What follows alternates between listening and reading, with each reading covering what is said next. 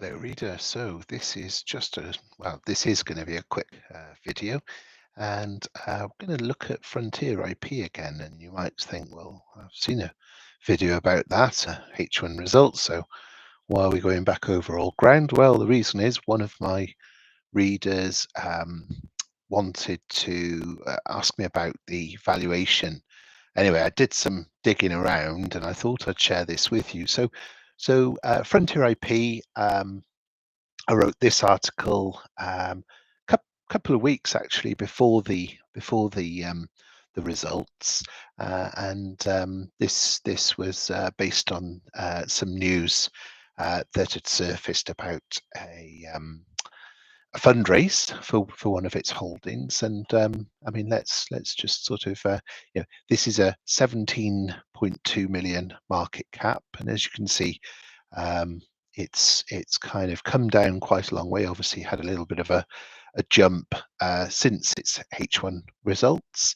And I did think I'd written an article about the H1 results, but maybe not. I think, yeah, I don't think I did. But anyway, so I mean, the H1 results themselves, which are these here, there wasn't very much to I suppose there wasn't very much in terms of progress or things that had changed particularly. I mean, the this reduction was kind of expected based upon the fundraise. So obviously, if you've watched my prior videos, then let's just drag this across. You'll kind of know that that fundraise had sort of created that dilution, and the per share, 67.6 I'd said. So yeah, it was bang on 67.6. I guess I must have worked out the right numbers. Anyway, yes, there wasn't really very much that was new in the results.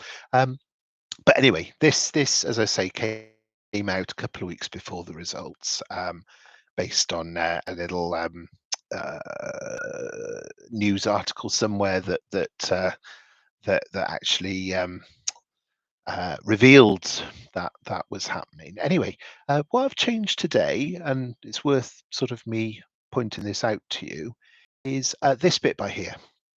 So, um, so Frontier held 18.71% of CAM Graphic, as it was known. It's been renamed 2D Photonics. That was the so if you went and looked at the as at 30th of June 2024, so 24 annual report, it will say Frontier own 18.71%. In the interim, it says it owns 20%. So the reader asked me, they said, well, why is this changed? What's changed? And, is the valuation now something, anyway, I looked at it, and of course, I had it as 2629. Now, the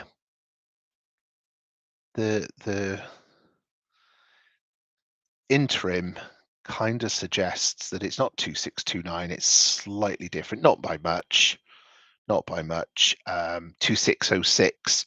So I suspect that that's because it was a euro balance, and 2606 translated from euros and 2629 translated from euros. So I think that's probably it. But anyway, there's 2606 mentioned, whereas I'm pretty sure the annual report would mention a different number. Anyway, doesn't matter. It's not material.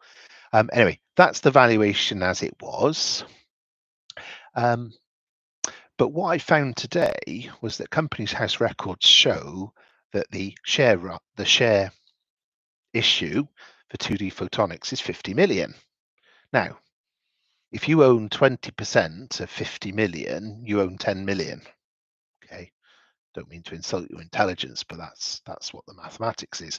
So a 10 million euro holding, okay, would imply that the original shareholders, of course, 18.7%, FIPP being one of those, um, they so yeah, uh, um, because the new people invested 25 million. We know that they invested 25 million.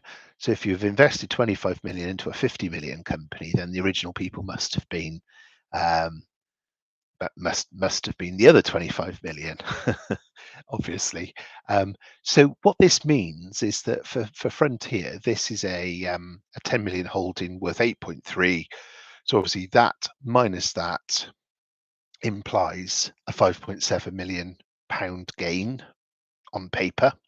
Obviously, the paper being this, which is so this is Companies House document.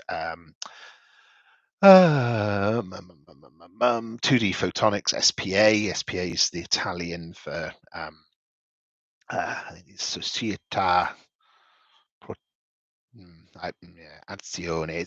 There's an acronym anyway that what SPA means in Italian, but it's kind of like the equivalent of PLC or yeah, I think it's the equivalent of PLC. Anyway, that's